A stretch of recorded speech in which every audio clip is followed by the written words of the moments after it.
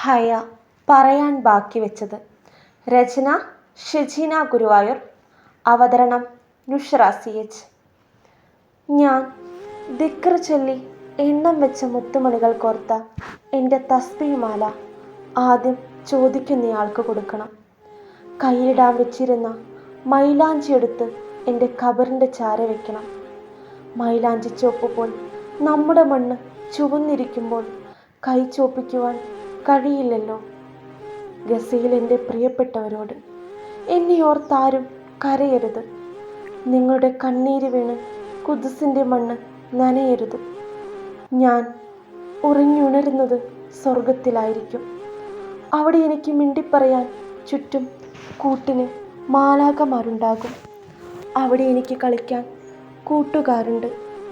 ജന്നത്തിലെത്തിടാൻ വൈകിയല്ലോ ഹയ, നീയെന്ന് എനിക്ക് മുൻപേ വന്ന കൂട്ടുകാർ പറയുന്നുണ്ടാകും.